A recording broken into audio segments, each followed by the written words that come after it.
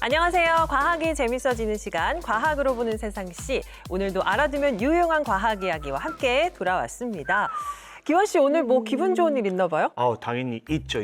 제가 또 이 과학계에 아주 몸을 살짝만 담고 있는 입장에서 말입니다. 우리 기술이 딱 인정받았다. 이 소식이 들려오면 기분이 너무 좋더라고요. 그래서 제가 오늘 최근에 아주 핫한 그 뉴스를 들고 왔다는 거 아닙니까? 역시 사명감이 대단합니다. 맞습니다. 어떤 핫한 뉴스인데요? 그 세계 최대 가전 전시회 CES 2016 알고 계시죠? 그럼요. 자, 여기에서 말입니다. 이 글로벌 IT 전문 매체가 주는 상인데요. 베스트 오브 CES 2016에서 우리 기업이 수상했다는 소식입니다.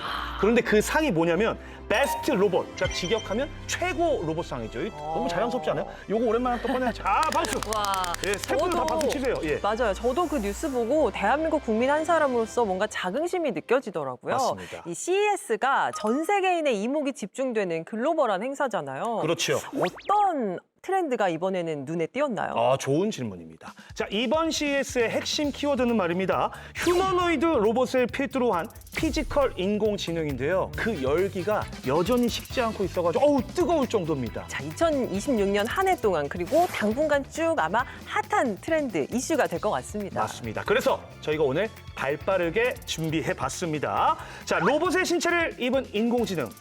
도대체 너 어디까지 똑똑해질 거니?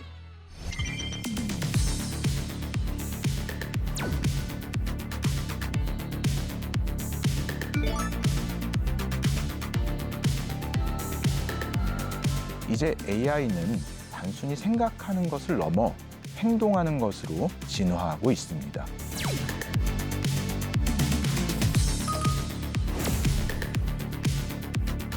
로봇과 인간이 함께 생활하고 노동하는 세상은 이제 더 이상 상상의 영역에 있지 않습니다. 이제는 정말로 구현 가능한 현실로 다가오고 있습니다.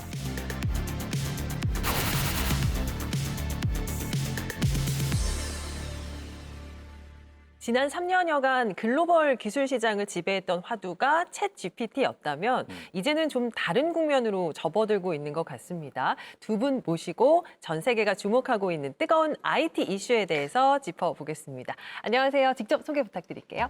예, 안녕하세요. 저는 대구경북과학기술원 디지스트 전기전자 컴퓨터공학과 교수인 박경준입니다. 반갑습니다. 안녕하십니까. 저는 카이스트 디지털 인문사회과학부에서 과학기술사회학을 연구하고 공부하고 있는 전준이라고 합니다. 네, 어서 오세요. 네, 반갑습니다. 네, 저희가 시작하면서 기분 좋은 소식을 네. 전해드렸습니다. 맞아요. 2026 CES 이야기 조금 더 해보면 좋을 것 같아요. 그야말로 빅테크 기업들의 기술을 한눈에 볼 수 있는 그런 자리였죠, 센터장님? 이번 CES는 한국 기업뿐만 아니라 전 세계 빅테크들의 격전지였는데요. 테슬라 같은 경우에 예. 옵티머스의 진화된 버전을 선보임으로써 실제 제조 현장에서 사용 가능성을 보여주었습니다. 그렇고 중국의 경우에는 이제 수많은 그런 로보틱스 스타트업들이 저가형 양산 모델을 선보임으로써 미국을 추격하는 그런 양상을 보여줬습니다. 한국의 경우에는 반도체, 배터리, 제조로 이어지는 하드웨어, 밸류 체인과 AI 응용 기술을 모두 보유하고 있어서 이러한 국제적인 경쟁에 있어서 퍼스트 무버로서 아주 좋은 자리를 선점하고 있다고 그렇게 보여지고 있습니다. 네.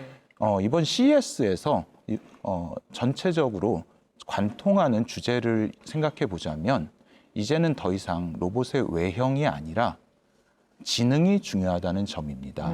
기존에 이런 제조 환경에서 로봇은 주로 이제 정해진 그러한 환경에서 정해진 동작들을 하는데 그쳤다고 한다면 그렇죠. 피지컬 AI에서는 계속 변화하는 그러한 환경에서 어떻게 환경을 이해하고 적응하는지 하는 지능이 중요해진다고 할 수 있겠습니다. 이제는 지능이다. 지능이다. 예. 혹시 센터장이 지금 쓰고 계신 안경도 뭔가 피지컬 AI가 탑재된 약간 뭔가 색깔이 좀 달라 보여서요. 그냥 변색 렌즈입니다. 예. 혹시나 있습니다. 예. 알겠습니다. 근데 어쨌거나 이 AI의 그 실체에 대해서 조금 물리적으로 이제 확인이 되다 보니까 야, 이건 진짜 세상이 많이 그새 또 달라졌구나. 맞아요. 이런 생각이 들더라고요. CES 2026의 핵심 트렌드도 여기에 있는 것 같은데, 자, 교수님, 이 부분에 대해서 딱 그 이타 교수님 느낌으로 한번 딱 짚어주실 수 있을까요? 네, CES는 매년 첨단 기술의 어떤 각축의 장이라고 볼 수가 있는데요. 예. 올해가 정말 그 어느 때보다 더 뜨거웠던 것 같다는 생각이 듭니다. 수많은 제품들이 있었지만 관통하는 키워드를 한 3가지 정도로 요약을 할 수 있을 것 같아요. 네네. 첫 번째는 아까도 말씀해 주셨던 것처럼 피지컬 AI라고 하는 게 핵심 트렌드가 되겠습니다. 그러니까 피지컬 AI라고 하면은 기존의 프로그래머가 입력한 명령만을 수행하는 로봇에서 직접 언어를 이해하고 네. 시각 정보를 활용해서 주의를 인식하고 그것을 바탕으로 지능적인 액션까지 할 수 있는 그런 로봇을 말씀드리는 건데요. 기존의 하드웨어 중심의 어떤 동작 가능성의 구현의 측면에서 스스로 보고 이해하고 행동하는 로봇으로 나아간 전환이 결정적이었습니다. 두 번째로 액셔너블 AI, 행동하는 AI라는 트렌드가 있었는데요. 기존의 인공지능은 저희가 챗GPT를 사용하면서도 느끼다시피 정보를 주고받고 질문에 응답을 하는 방식의 AI였지만 사용자에 맞춰서 정보만 알려주는 것이 아니라 행동까지도 해줄 수 있는 경지로 나아가고 있다는 점이 이번 CES에서 여러 번 부각된 바가 있습니다. 예. 세 번째는 앰비언트 인텔리전스, 즉 잘 보이지 않는 형태로 도처에 존재하는 지능이라는 개념이 있는데요. 지금은 저희가 인공지능을 사용할 때 내가 인공지능을 사용하고 있구나라는 의도를 가지고 명확하게 사용을 하죠. 예. 하지만 이제는 사용자가 인공지능을 의식적으로 사용하지 않아도 일상생활에 이미 녹아들어서 우리 삶 어디에서나 영향을 미치는 방식으로 와. 인공지능에 활용하는 트렌드로 넘어가고 있습니다. 그만큼 자연스러워진다는 그렇죠. 거잖아요. 바로 그렇습니다. 인공지능을 의식적으로 사용하지 않아도 인공지능과 함께 살아가는 시대로 나아가고 있다는 점이 이번 CES 2026에서 보이는 또 하나의 트렌드였습니다. 네. 이번 이제 2026 CES에서 네. 우리 대표 기업들의 혁신 기술도 참 대단했습니다. 맞아요. 현대차 그룹을 비롯해서 다양한 기술이 나왔다고요. 현대차 그룹 같은 경우에는 이번 CES에서 기존 자동차 제조사의 이미지를 완전히 벗어 던졌습니다. 오. 하드웨어 스펙보다는 예. 소프트웨어 정의 공장이라는 개념을 내세운 보스턴 다이나믹스의 아틀라스 같은 경우가 사람과 로봇의 공존하는 생산 환경에 대한 가능성을 보여줬습니다. 네. 작업자의 동선을 예측하고 스스로 작업의 순위를 결정하는 등 와. 아주 자동화된 지능을 보여준 것인데요. 이것을 통해서 사람과 로봇이 미래에 그런 생산 환경에서 협력할 수 있는 가능성을 보여줬다고 할 수 있겠습니다. 그러니까요. 그 말씀하신 그 로봇들만 놓고 보면은 현대 자동차가 아니고 현대 로봇으로 사명을 바꿔야 될 정도로 예. 대단했는데 네. 현대 자동차 말고 또 다른 한국 기업들은 어떤 기술을 선보였죠, 교수님? 여러 가지 흥미로운 제품들이 있었는데요. 가령 LG 클로이드 같은 경우도 많은 주목을 받았습니다. 클로이드는 가사노동을 해주는 로봇인데요. 예를 들어서 냉장고를 열어서 우유를 꺼내줘라고 하면 우유를 꺼내는 정교한 작업을 수행을 하는 것이죠.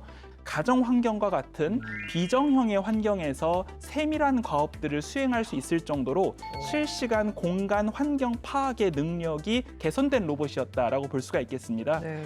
또 한 가지는 두산 로보틱스에서 내놓았던 그 스캔앤고라고 하는 로봇이 있는데요. 산업 현장에서 사용될 수 있도록 나온 로봇입니다. 두 가지 모두 기계공학적인 혁신을 넘어서서 좀 더 정교하고 세밀하게 주위 상황과 소통하면서 작동하는 지능형 로봇이었다라는 점에서 주목할 필요가 있었습니다. 네. 자, 우리 산업의 혁신을 일으키고 있는 로봇들, 이 로봇들을 움직이는 핵심 기술은 어디에 있을까요?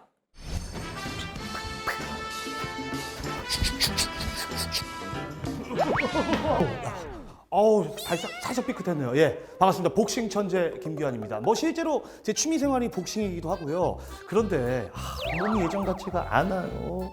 마음은 말이죠. 세계대회 재패를 하는 건데 몸이 따라오지 않기 때문에 참 걱정이 많습니다. 자, 저 같은 고민 하시는 분들 굉장히 많으시죠? 자, 그래서 오늘 제가 어디에 나왔냐면요. 네, 제 운동 능력을 조금 더 강화시켜주고 제 근력을 또 보조시켜줄 그런 로봇을 만날 수 있다고 합니다. 대체 어떤 로봇일까요? 만나러 가보시죠. 이것은 입에서 나는 소리가, 아유, 안녕하십니까. 안녕하세요. 예, 죄송합니다. 어우, 뭔가 그 샌드백처럼, 운동을, 로봇 아니시죠? 아, 그러면 사랑입니다. 아, 예. 아니, 그 사람의 어떤 운동 능력을 좀 더 강화시켜주고 보완해주는 로봇이 여기 있다고 해서 제가 왔는데 잘 찾아온 거 맞습니까? 너무 잘 찾아오셨습니다. 자, 그럼 일단 어떤 회사인지 소개를 좀 부탁드릴게요. 저희 회사는요, 웨어러블 로봇 회사입니다.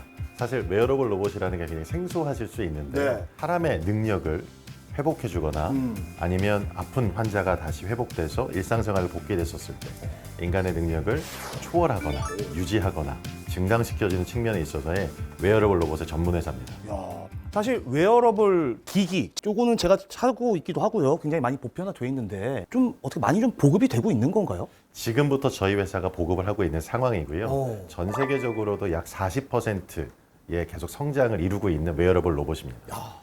이 웨어러블 로봇이 그러면은 어떤 사람의 의도를 파악하는 원리가 어떻게 되나요?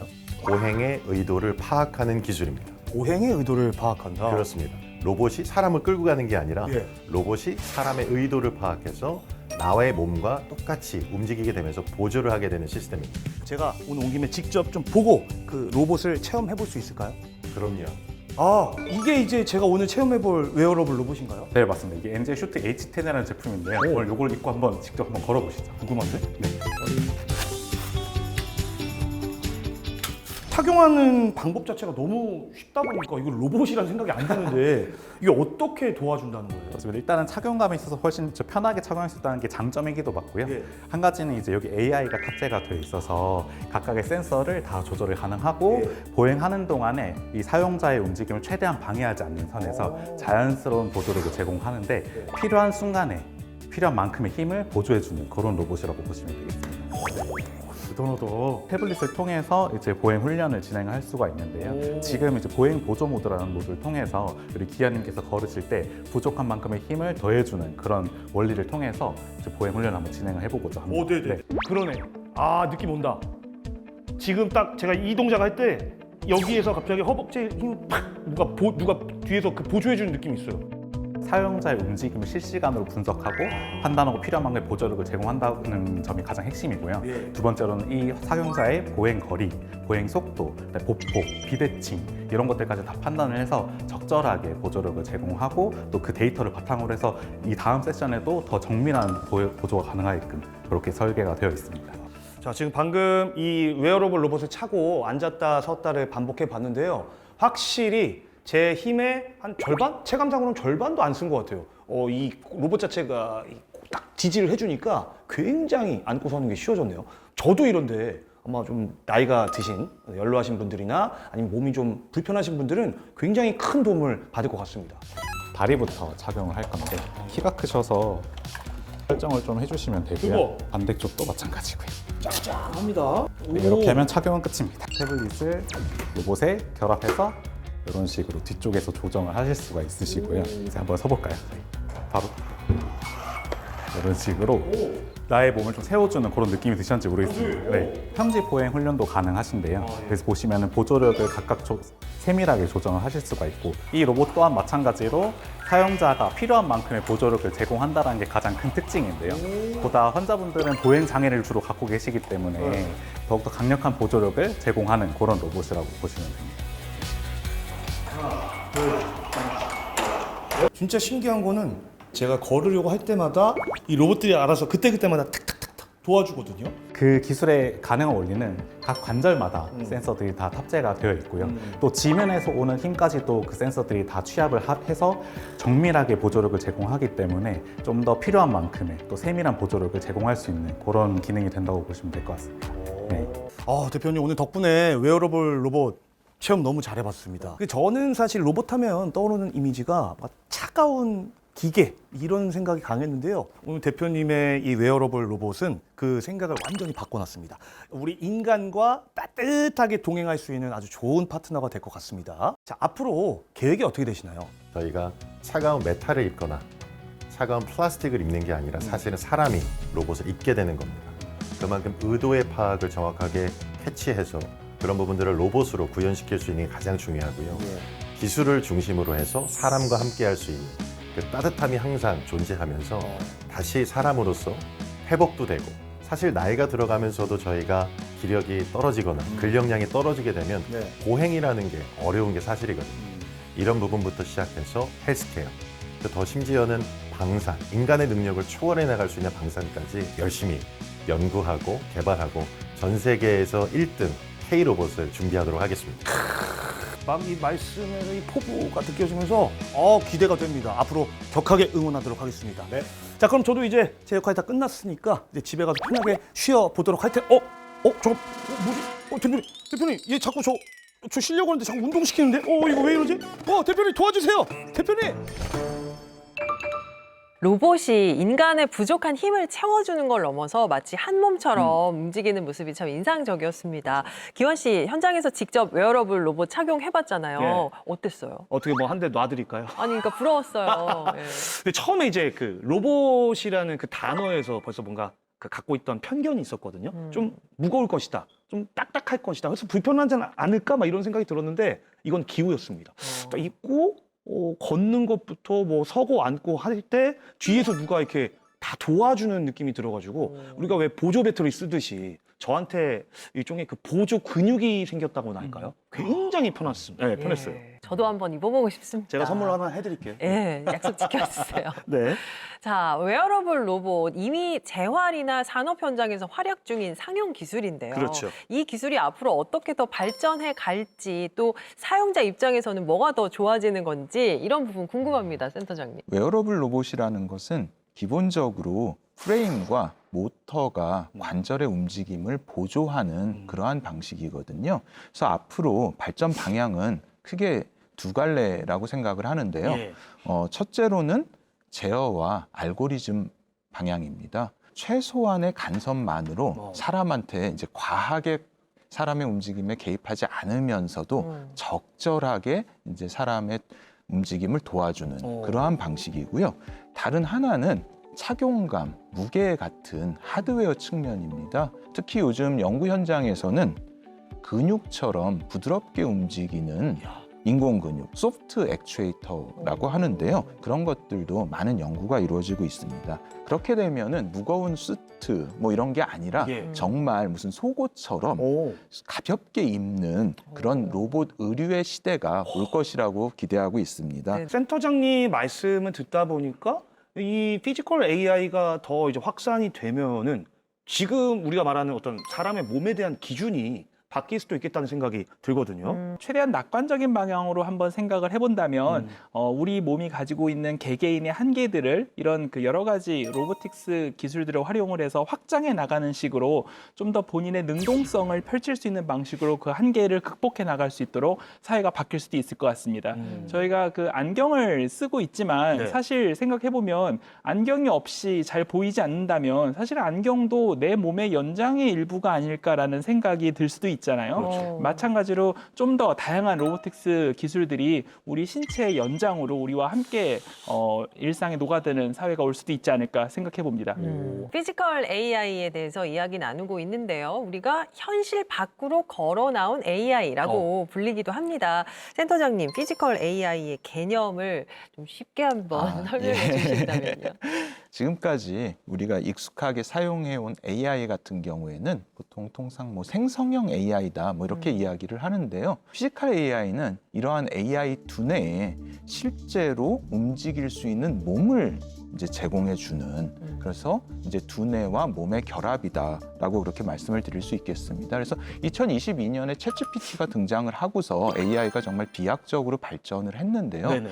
그럼에도 불구하고 사실 명확한 한계가 있는데 지금 뭐 내가 목마르다고 물 한 잔 가져다 줘 뭐 이래도 물을 가져다 줄 수가 없지 않습니까? 그렇죠. 네. 그래서 이런 한계를 극복하기 위해서 AI가 가상 공간을 벗어나서 현실 세계로 나아가는 그러한 진화하는 방식이 되겠습니다. 저는 그 피지컬 AI 딱 들으면 자동적으로 떠오르는 단어가 휴머노이드거든요. 어떤 그 로봇의 형태가 딱 먼저 떠오르는데 네. 그러면 교수님, 피지컬 AI는 휴머노이드다라는 등식이 성립이 되는 건가요? 아니면? 정확히 그렇게 일치한다고 보기는 어려울 것 같습니다. 그런 인간을 닮았는지의 여부가 아니라 물리적인 기능과 지능적인 기능이 하나로 융합되어 있는가를 기준으로 생각을 해야 될 것 같은데요. 그러다 보니까 훨씬 더 포괄적인 개념이라고 볼 수가 있겠습니다.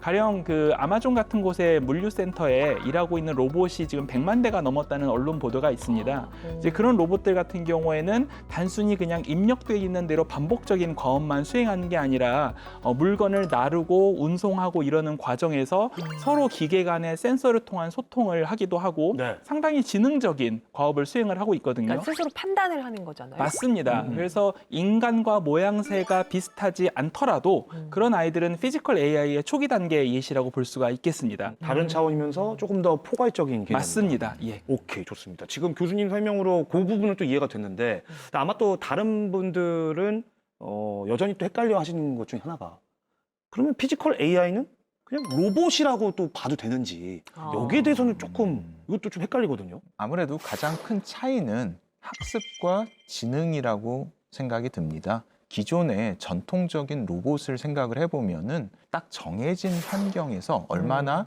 잘 동작하느냐가 중요했었거든요. 그런데 사실 이런 전통적인 로봇들은 뭔가 예측하지 못한 상황이 발생했을 때는 오류가 날 그런 확률이 아주 높죠. 네. 그런데 피지컬 AI는 아예 이제 접근 방식이 다릅니다. 다양한 센서와 그다음에 카메라 이런 것들을 이용을 해서 정보를 수집하고 이 수집한 정보를 바탕으로 AI가 스스로 판단해서 학습하고 결정을 하는 그러한 과정을 거치게 됩니다. 네. 그래서 결국은 상황에 따라서 자기 판단을 수정하고 경험을 통해서 학습한다는 거죠. 이게 바로 피지컬 AI의 가장 큰 특징입니다. 저는 피지컬 AI가 어떻게 학습하는지 이 부분도 궁금하거든요. 네. 생성형 AI가 학습하는 방법과 또 차이가 있을 것 같은데 다른 점이라면 뭘까요? 저희가 멀티모덜 AI라는 표현을 사용합니다. 네네. 멀티모덜 AI라고 하는 거는 다양한 방식으로 정보를 인식하고 학습할 수 있다는 뜻인데요. 가령 저희가 많이 사용하는 챗 GPT는 기본적으로 언어 모델이죠. 저희가 거대 언어 모델이라고 이야기하는 언어의 모델이기 때문에 언어의 세계를 이해하고 언어의 세계를 구현하는 것만 할 수가 있습니다. 하지만 그런 챗 GPT가 공간을 인식하고 시야를 가져서 판단을 하는 기능을 수행할 수는 없죠. 네. 하지만 그 피지컬 AI 같은 경우는 저희가 VLA다라고 표현을 하는데요. VLA. 비전, 랭귀지, 액션 세 가지 영역에서의 학습을 수행을 합니다. 즉 시각 정보를 통해서 주위 환경을 인식하고 학습하고 또 사용자와의 언어적인 소통을 통해서 자신이 해야 될 과업을 이해하고 그것을 바탕으로 액션, 즉 행동을 수행하는 데까지 이른다는 그런 뜻이 되겠습니다. 로봇에게 빨간 컵을 가져다 줘라고 이야기를 했을 때 피지컬 AI가 구현되지 않은 로봇이면은 부엌에 갔다가 빨간 컵이 없으면 그냥 올 거예요. 네. 왜냐하면 빨간 컵을 가지고 오라는 명령이 성립되지 않았으니까요. 네네. 하지만 피지컬 AI가 된다면 빨간 컵이 없으니까 대신 파란 컵이라도 가지고 오겠죠. 혹은 계란을 옮길 때, 우유를 옮길 때 어떤 물건을 쥐는 힘이 그때그때 달라야 할 거예요. 그렇죠. 기존의 그 피지컬 AI가 아닌 시대에는 계란을 쥘 때는 얼마만큼의 악력으로 쥐어서 어느 정도의 속도로 옮겨라고 지시를 해야만 과업을 수행할 수 있을 텐데 지금은 로봇이 시야를 보고 달걀이라는 객체를 인식하고 살짝 만져보고 이거보다 더 세게 쥐면은 깨지겠구나 인식을 하고 부드럽게 옮기고 이제 이런 식의 과업을 수행할 수 있는 즉 실시간으로 환경과 상호작용하면서 과업을 수행할 수 있는 그런 단계로 나아갔다고 볼 수 있겠습니다. 굉장히 똑똑해진 거예요. 아니 진짜 교수님 지금 뇌에 그 피지컬 AI가 심어져 있는 건 아니죠? 어떻게 이렇게 그 피지컬 AI 입장에서 이렇게 생각을 하시는 거예요? 피지컬 AI가 저보다 훨씬 더 훌륭한 것 같습니다. 이 피지컬 AI가 지금도 물론 훌륭합니다만 어쨌거나 좀 극복해야 될 그런 한계점들이 있잖아요. 이 디지털 경계를 좀 허물기 위해서 좀 필요한 또 다른 기술이 있다면 뭐가 있을까요? 네. 피지컬 AI는 단순한 알고리즘 그 이상입니다. 그래서 고도화된 지능형 최적 제어 시스템이다. 뭐 이런 식으로 이야기를 할 수 있을 것 같은데요. 특히나 뭐 국방이나 교통 혹은 재난 상황, 뭐 그 외에도 뭐 해상 뭐 이런 곳들에서 사용을 하려면 아무래도 이제 더욱 높은 수준의 신뢰성이 이제 요구가 되겠죠. 그렇죠. 그렇기 때문에 피지컬 AI는 단순히 그 자체뿐만이 아니라 사전 검증, 학습, 그리고 상황에 맞는 예측과 대응 전략이 총체적으로 설계가 되어야 하거든요. 예. 그래서 이러한 검증을 위해서 이야기가 되고 있는 것이 디지털 트윈이라는 것이 있습니다. 계속 현재의 세상을 관찰을 하면서 지금 상황이 바뀌었으니까 나도 바꿔야 되겠다라고 하는 그러한 개념이거든요. 그래서 이런 디지털 트윈을 통해서 피지컬 AI가 실제 환경에서 발생 가능한 많은 변수들을 미리 다 고려를 해가지고 네. 충분히 학습하고 대비하는 것이죠. 디지털 트윈을 활용하면 피지컬 AI가 미리 많은 것을 검증해서 다 효과적으로 대비할 수 있다. 이렇게 말씀드릴 수 있겠습니다. 네. 그러니까 AI로 인해서 그야말로 새로운 시대가 열리고 있습니다. 네. 휴머노이드와 자율주행차의 핵심 기술, 피지컬 AI가 제조업 강국인 우리 대한민국에 새로운 기회를 열어줄 거다 이런 기대가 높더라고요, 교수님. 네. 네, 맞습니다. 그 한국의 산업 구조는 그 피지컬 AI 시대를 기준으로 생각을 해봤을 때 상당히 독특한 환경인데요. 네. 그 피지컬 AI를 구현하는 데 필요한 핵심적인 첨단 소재들을 개발하고 생산하는 역량도 있고 동시에 이렇게 만들어진 피지컬 AI가 본격적으로 활용될 수 있는 제조업 현장도 많다는 게 한국 산업 환경의 특징이라고 할 수가 있습니다. 가령 한국에서 강점을 가지고 많이 생산하고 있는 반도체라든지 이런 첨단 전자기기들은 피지컬 AI를 구현하는 데 필수적인 요소로 들어가고 있기 때문에 한국이 유리한 점이 있고요. 그렇게 만들어진 피지컬 AI를 실제로 다양한 공장 환경에 배치해서 실제로 사용해보고 그것이 더 잘 작동할 수 있도록 학습시키고 이러기에도 매우 유리한 환경이라고 볼 수가 있습니다. 네. 그 작년에 그 치맥회동이라고 그러죠. 네. 그래서 그 삼성이랑 현대랑 엔비디아랑 같이 치킨을 먹는 이제 그런 그 재미있는 이벤트가 있었는데요. 그 이후로 한국에 26만 장의 GPU를 공급하겠다는 약속을 했었습니다. 이런 그 GPU AI 인프라 그리고 첨단 산업 소재에서의 경쟁력 그리고 이것이 실제로 활용될 수 있는 제조업 현장들 이 모든 것을 갖추고 있기 때문에 한국에게 어떤 새로운 기회가 돌아온 상황이라고 생각할 수 있겠습니다. 네. 그러니까 저는 그때 보고 뭘 느꼈냐면, 야, 이게 대한민국이 메모리 강국이기 때문에 이런 게 가능할 것이다. 제가 본 게 맞죠? 예, 맞습니다. 젠슨 왕이 한국을 주목할 수밖에 없는 이유가 아주 결정적인 이유가 있는데 그게 바로 하이 밴드위스 메모리라고 해서 HBM입니다. 현재 이 시장의 80%를 우리나라 회사, 뭐 잘 알고 계시는 네. SK 하이닉스와 삼성전자가 장악하고 있기 때문에 한국의 중요성이 아주 커지고 있습니다. 로봇이 움직이려면은 카메라와 센서가 받아들이는 이 대량의 데이터를 GPU가 처리를 해야 되는데요. 그렇죠. 이거를 바로 그대로 처리를 하지 못하기 때문에 이 메모리가 이 GPU가 처리하기 쉬운 그러한 형태로 가공을 해가지고 다시 GPU한테 전달을 해줘야 됩니다. 이럴 때 가장 핵심이 되는 것이 HBM이거든요. 네. 그래서 생각을 해보면 이러한 제조 역량, AI, 소프트웨어, 그리고 반도체 하드웨어까지 이런 것들을 모두 갖춘 이러한 나라가 전 세계에서 거의 없습니다. 그런 입장에서 우리나라가 큰 기회를 가지고 있다고 생각이 들고요. 지금이 대한민국이 피지컬 AI에 집중할 아주 중요한 시기라고 생각합니다. 네. 이제 피지컬 AI 산업 전반을 재편하는 핵심 인프라로 꼽히고 있거든요. 예. 지금처럼 이렇게까지 주목받게 된 배경이 뭘지 궁금합니다. 지금 피지컬 AI가 주목받는 배경에는 피지컬 AI를 구현할 수 있는 다양한 첨단 핵심 소재들의 기술 수준이 어느 정도 이상 성숙한 단계에 오르면서 실제로 구현 가능한 정도의 기술적 성취가 되고 있다는 점, 그리고 실제로 그렇게 만들어진 피지컬 AI를 사용하고자 하는 산업계의 수요도 동시에 존재한다는 점이 지금 함께 맞아떨어지고 있는 것 같습니다. 피지컬 AI 분야가 빠르게 확산되고 있는 이유는 기술적 발전도 있지만 사회적인 변화도 크게 한 몫을 하고 있습니다. 그렇죠. 잘 알고 계시듯이 노동 인구 감소, 그리고 급격한 고령화 이런 것들도 크게 작용을 하는데요. 네. 이를 위해서는 어려운 신체적인 작업들 이런 것들을 피지컬 AI가 대체해줘야 하는 그러한 큰 필요성이 있습니다. 이러한 기술적인 발전에 맞물려서 사회적인 변화가 피지컬 AI가 단순히 기술 영역을 넘어서 산업 전반을 재편하는 핵심 인프라로 그렇게 자리를 잡고 있는 이유가 되겠습니다. 네. 피지컬 AI로 발전하는 로봇 시대는 이미 시작됐습니다. 이제 중요한 건 이 변화의 흐름 속에서 우리가 어떤 준비를 해야 하느냐라는 질문이 아닌가 싶어요. 맞아요.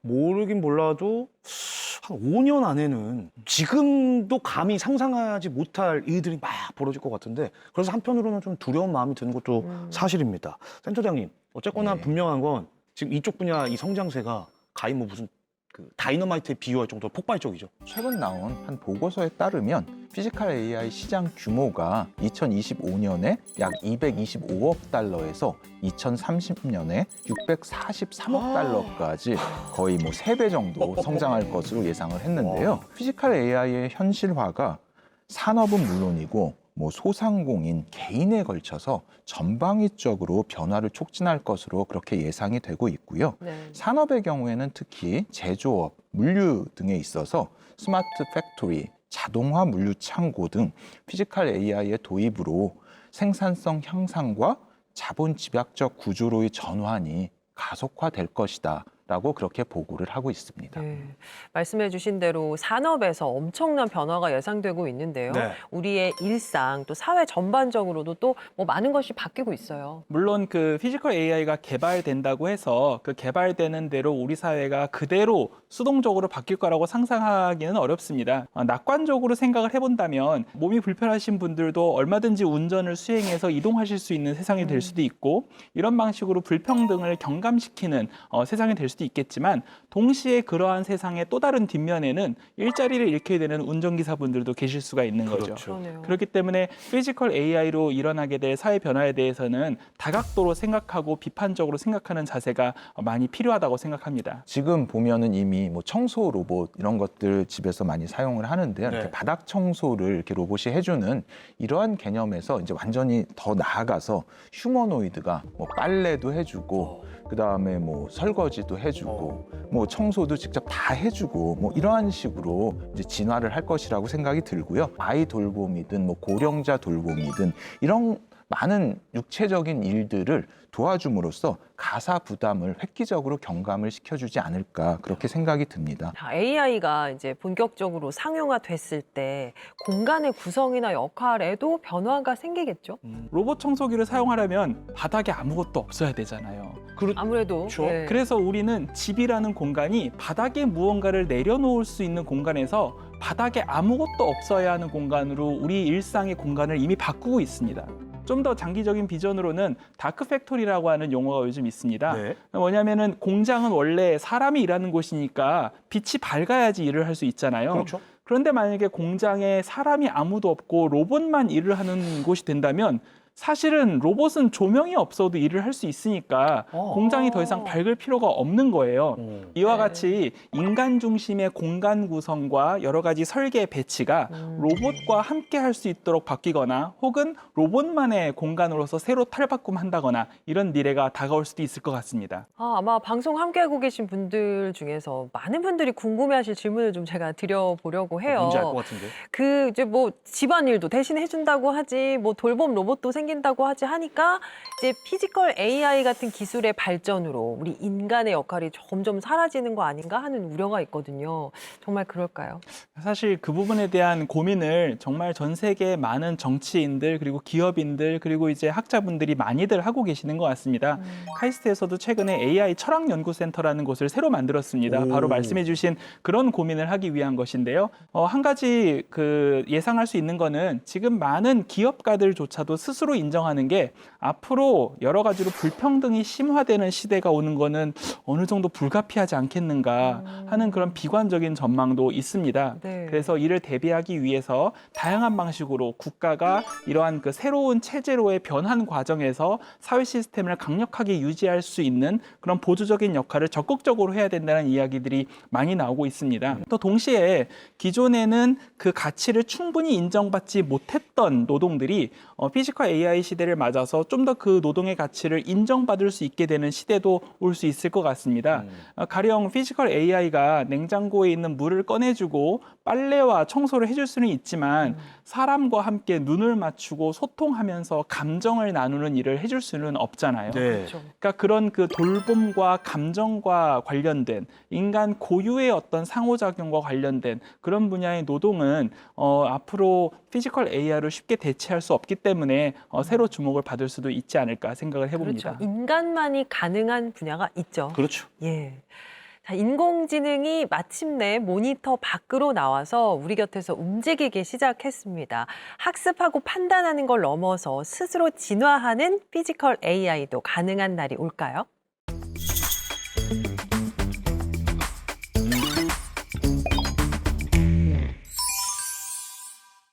챗GPT와 대화하다가 인공지능이 아주 자신 있게 틀린 답을 이야기하는 현상, 아마 한두 번쯤은 경험해 보셨을 건데요. 우리는 이것을 할루시네이션, 즉 환각 현상이라고 부릅니다. 사실 모니터 화면 속의 이런 실수는 웃어 넘길 수 있겠지만 우리 곁에서 직접 움직이는 로봇이 이런 환각에 빠진다면 어떨까요?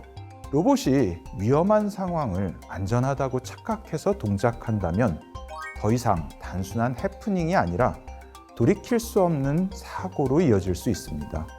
오늘은 이런 오작동을 예방하고 우리 삶의 안전을 지키는 신중한 피지컬 AI에 대해 말씀드리도록 하겠습니다.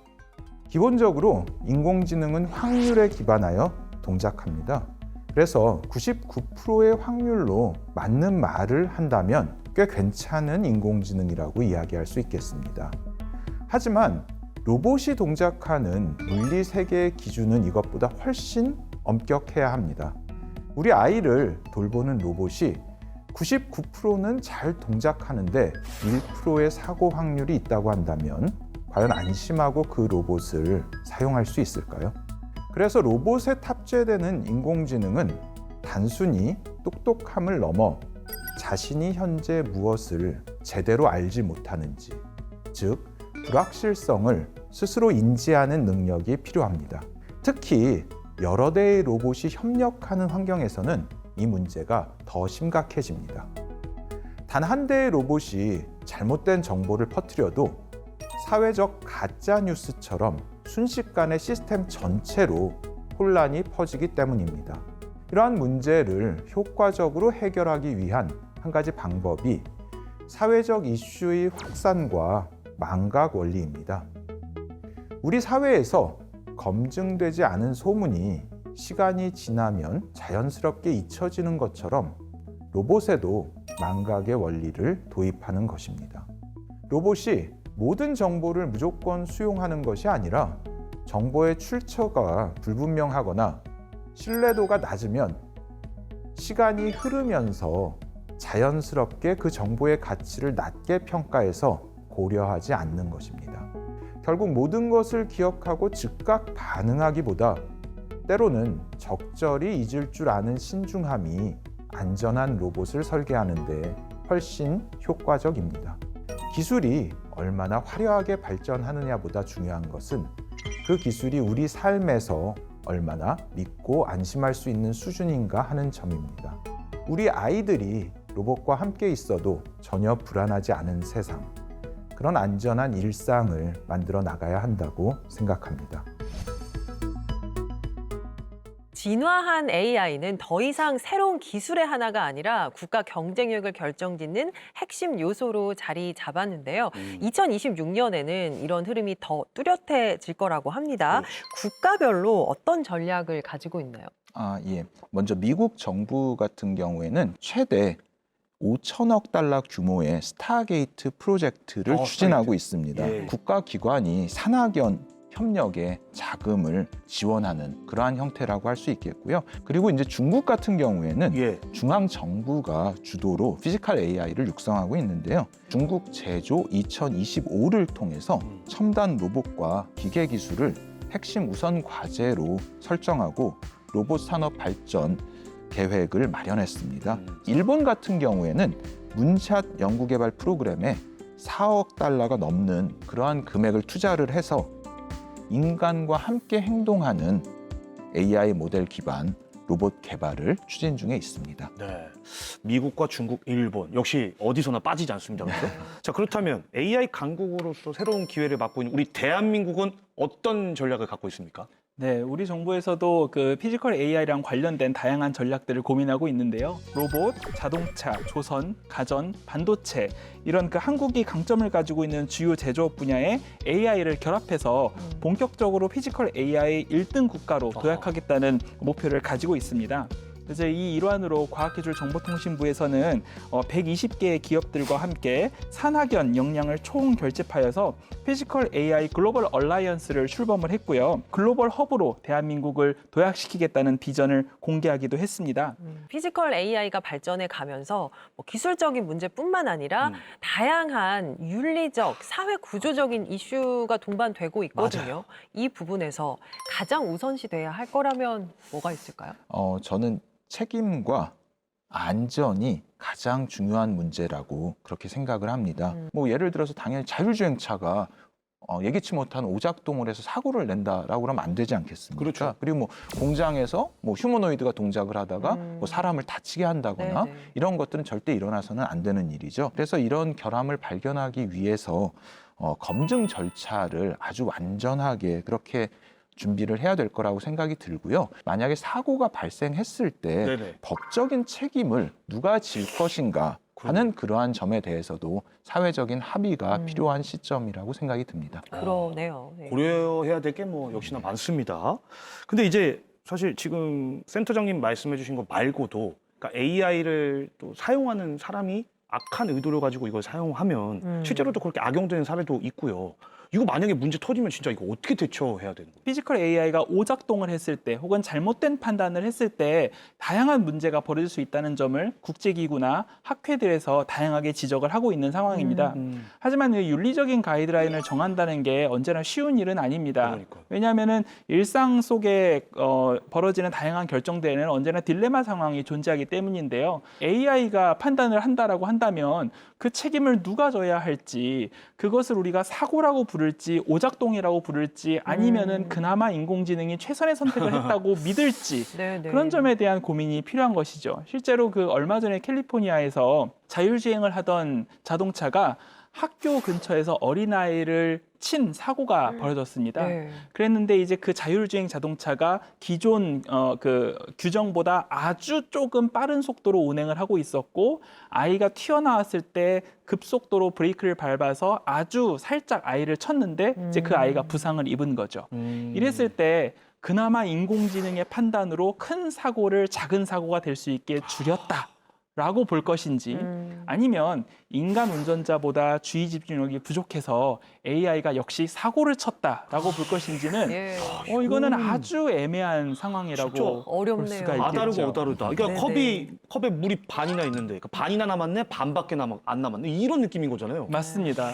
그래서 이게 그 인공지능의 책임을 물어야 하는 상황인 것인지 사실은 인공지능이 잘한 것인지 이런 것에 대한 판단 기준마저도 확실하지가 않습니다. 아직은 널리 퍼져 있지 않기 때문에 그런 사례들이 없지만 가령 생산 공정 전체가 피지컬 AI로 되어 있는 공장에서 아주 작은 오류가 생긴다면 생산 공정 전체가 멈추는 대혼란의 상황이 벌어질 수도 있는 것이죠. 그렇죠. 그래서 우리는 앞으로 어떤 이런 오류 상황이나 되게 명백한 잘못의 상황에 대응하기 위한 정책 그리고 그 책임 소재를 명백하게 나눌 수 없는 딜레마한 상황 이 두 가지에 대해서 모두 고민하는 필요가 있겠습니다. 네. 예, 단순한 기술의 발전을 넘어서 우리의 일상과 산업 지형도를 완전히 뒤바꿀 피지컬 AI의 흐름 우리가 잘 이해하고 대응해 나가야겠습니다.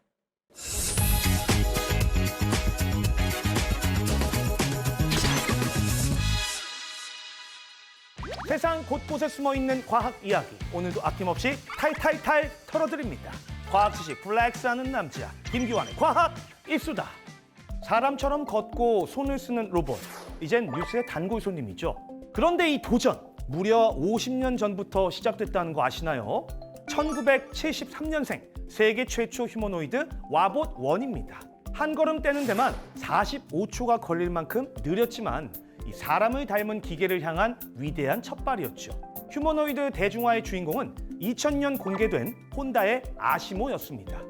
역설적이게도 아시모는 계단에서 구르는 영상으로 더 유명해졌는데요. 당시엔 가림막으로 급히 가려야 했던 굴욕적인 장면이었지만 사실 이 사고는 로봇 공학의 물줄기를 바꾼 결정적 계기가 됩니다. 완벽하게 걷는 것보다 중요한 것, 바로 안전하게 실패하는 법에 주목하게 된 거죠.